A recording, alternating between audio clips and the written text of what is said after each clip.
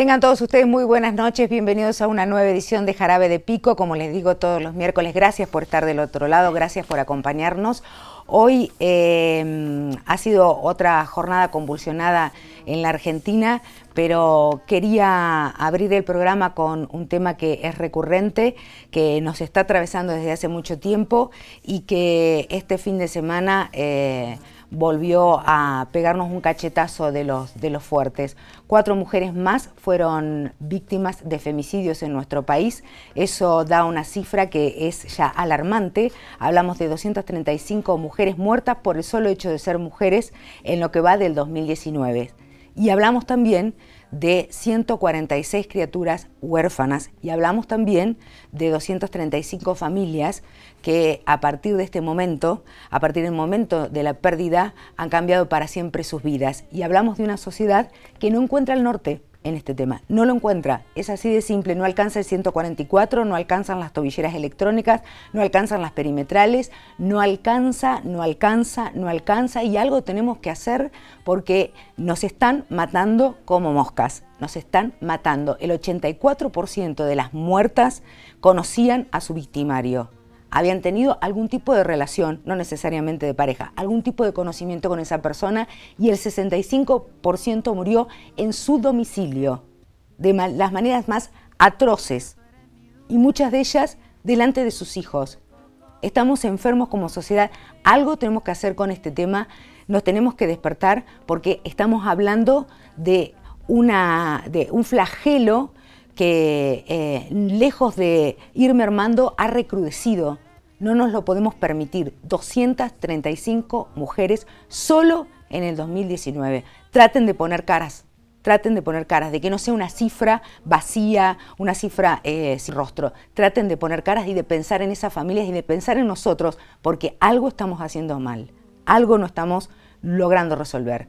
Y no nos quedemos, porque muchas veces somos testigos de alguna violencia que no es física, pero la violencia psicológica también es violencia. Entonces, denunciar, acercarse, no dejar pasar, no naturalizar, todo, si nos involucramos, aunque sea un poquito, es un principio, es un primer paso. Después hay muchas otras políticas de Estado que hay que revisar, pero es un primer paso.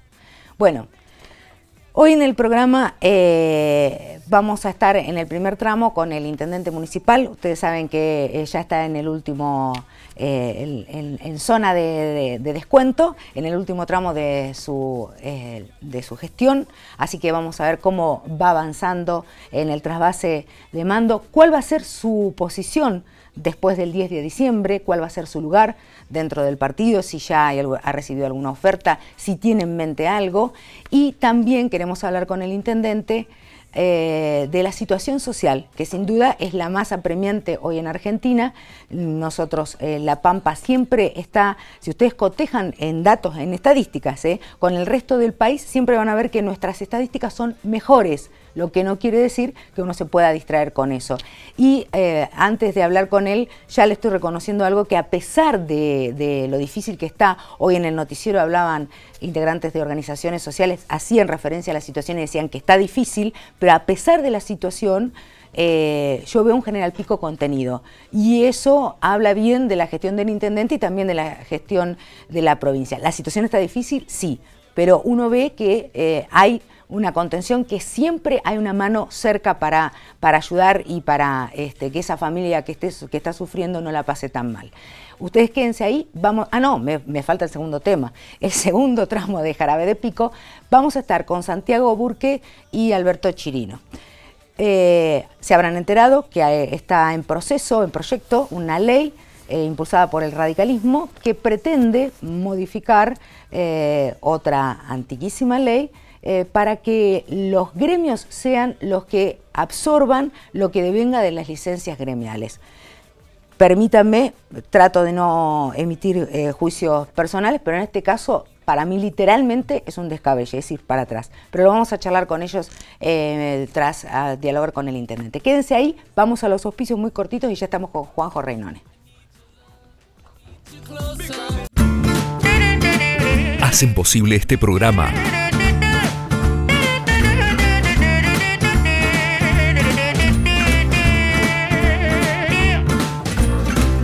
Donnez-moi une suite au Ritz, je n'en veux pas des chez Chanel, je n'en veux pas. Donnez-moi une limousine, j'en ferai quoi? Offrez-moi du personnel, j'en ferai quoi? Un manoir à Neuchâtel, ce n'est pas pour moi. Offrez-moi la tour Eiffel, j'en ferai quoi?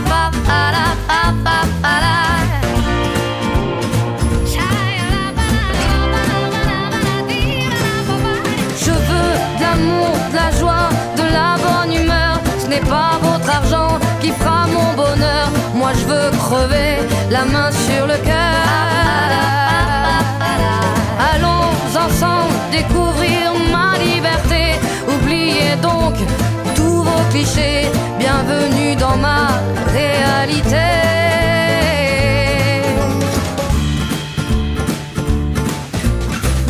J'en ai marre de vos bonnes manières, c'est trop pour moi. Moi je mange avec les mains et je suis comme ça. Je parle fort et je suis France, excusez-moi.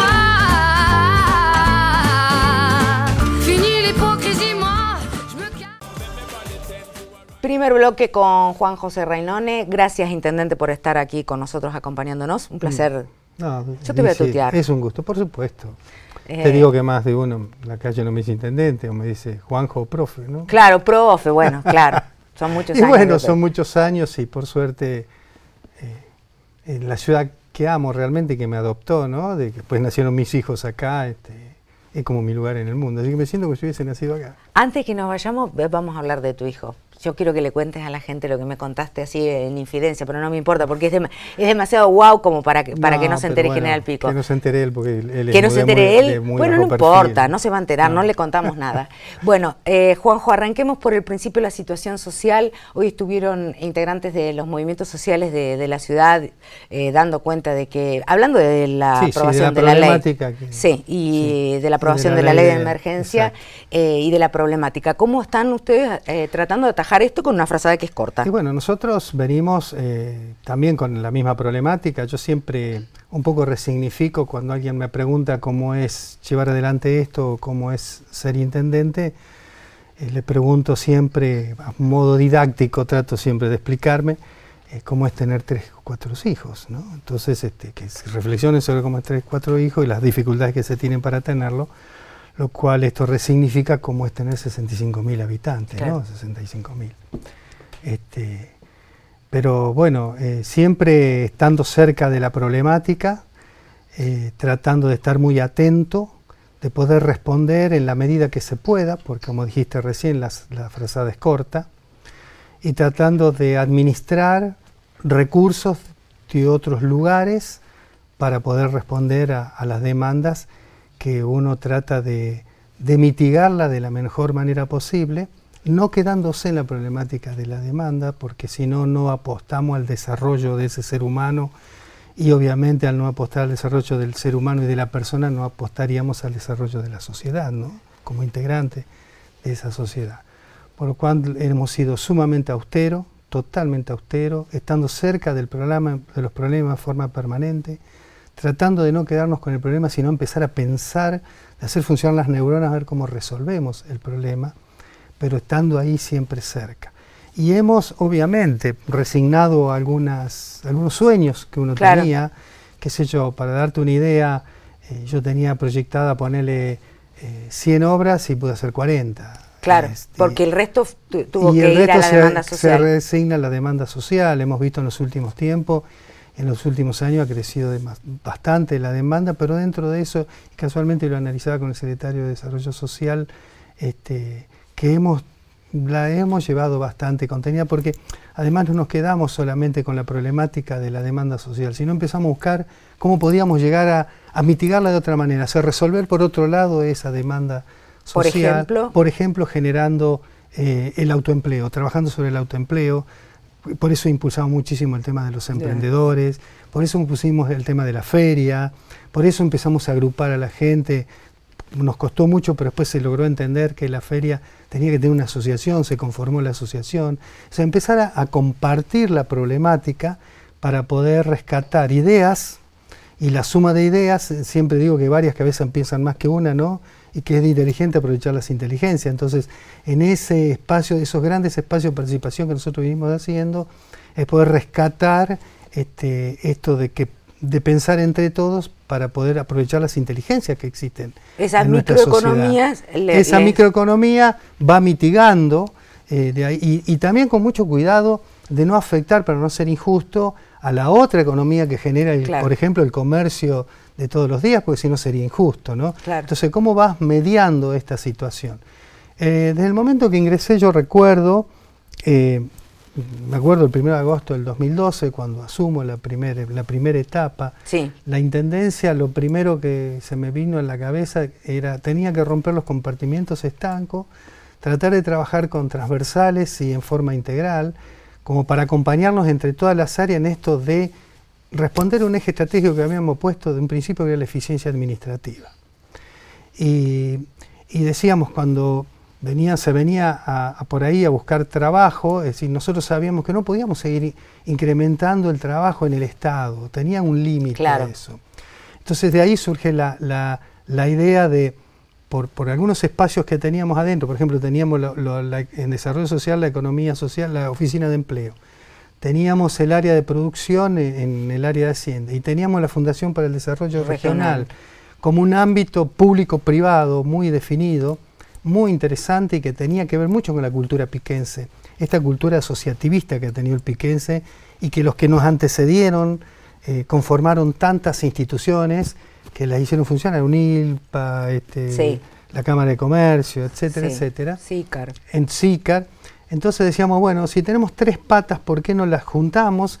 Y empezamos a pensar y a planear un plan de desarrollo económico. Y así empezó de a poquito la cosa, y empezamos a darle mucho impulso al tema del emprendimiento. ¿No tenés idea cuántos se entregaron, así a grosso modo? Mira, porque han sido muchos yo con muy buen nivel de recupero. Y muy 92-93% de recupero estamos teniendo en todas las líneas. Entonces, ahí creamos una situación donde decíamos, bueno, el que no tiene nada, que no sabe qué hacer, que no tiene tal vez alguna expectativa, bueno, ayudémosle aunque sea a pensar, con un equipo que le ayude a planear un proyecto, a pensar el proyecto, a extractarle un poco la idea. Y eso se iba mitigando con la ley de descentralización. La ley de descentralización en esta provincia ha sido muy importante, buena, muy importante. Inclusive hoy estamos dejando el municipio con un nuevo ordenamiento territorial descentralizado, que si después querés te cuento más o menos cómo es esto.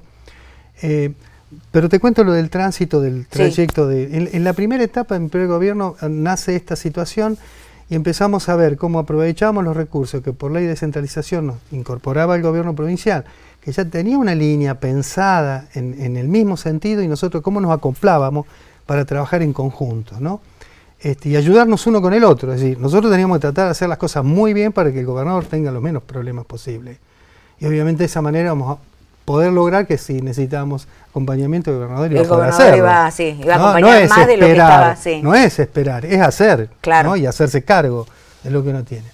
Bueno, y ahí empieza a surgir todo esto. Empezamos en el desarrollo con algunos recursos muy escasos que venían por ley de centralización una vez por año, muy pequeños, y empezamos a apostar mucho al segundo paso que venía por el municipio, pero también por ley de descentralización, en el área de desarrollo económico, que era antes de producción. Nosotros después le dimos otro sentido, que tenía que ver con el desarrollo, que es otra cosa. Sí. Entonces, ahí empezamos a empezar a visualizarlo, decir, bueno, es como una escalera, ¿no? ¿Cómo vamos ascendiendo desde el punto de vista de que vos recibís un acompañamiento, respondés a ese acompañamiento, esforzarte por formarte, metimos la capacitación, hacemos un seguimiento, tenés un recupero. Exactamente. Y de ahí empezás a hacer el círculo virtuoso. Exacto. Y eso está funcionando, y está funcionando muy bien. Hablaba con la gente de la Fundación para el Desarrollo Regional. Claro, porque la Fundación es el tercer paso. Es el tercer paso. Pero después aparecieron 2 pasos más. Pero para que me los contás cuando volvamos de la pausa.